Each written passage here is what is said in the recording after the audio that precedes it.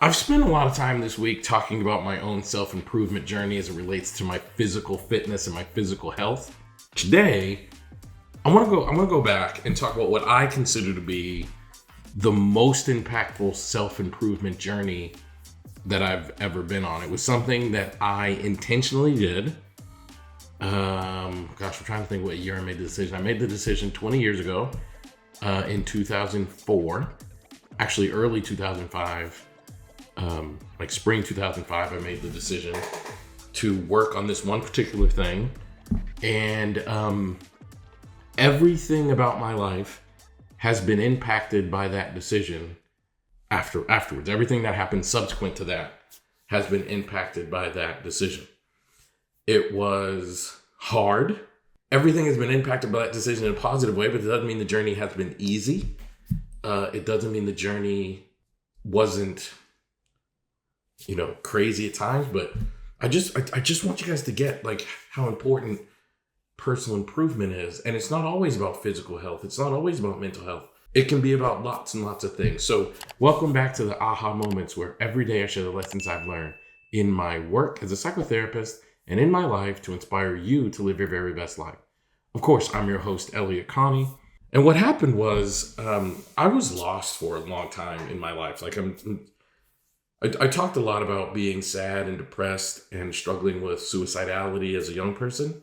But what I don't often share about is just how lost I was. And I was lost, really, really lost for a really, really long time. I didn't know where life was headed. I didn't know what I was going to become. I didn't know what I wanted to become. I didn't know who I was.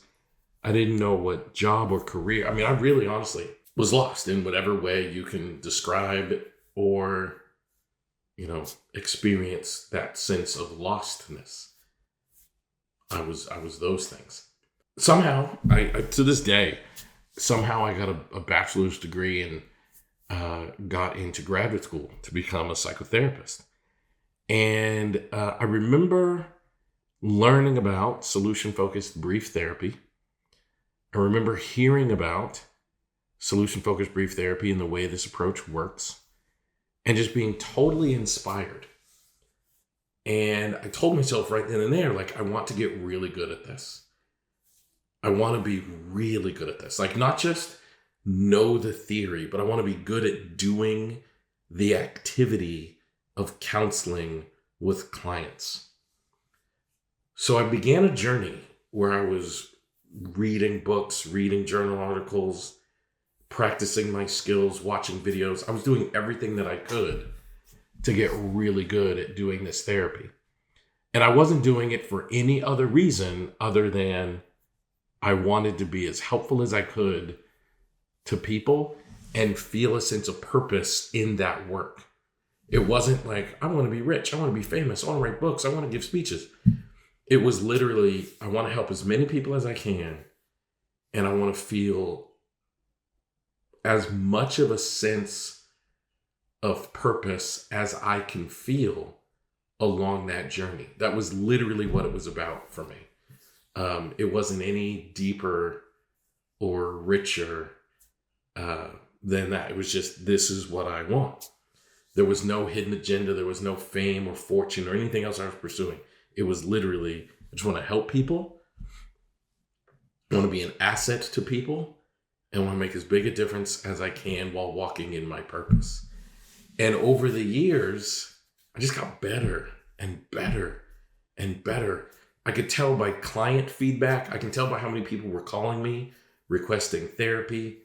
I could tell when I did start getting invited to give lectures about my work at conferences and events. I could tell by the way people were responding to my work. Like it was an amazing thing. And now I walk into every area of my life, every room, with a tremendous sense of confidence and sense of purpose. And it makes me wonder and realize how many of you guys are living in your purpose in the work that you do. Like in my case, it's as a psychotherapist practicing solution-focused brief therapy. But how many of you are walking in your purpose in whatever work that you're doing and have worked at the skill of that craft?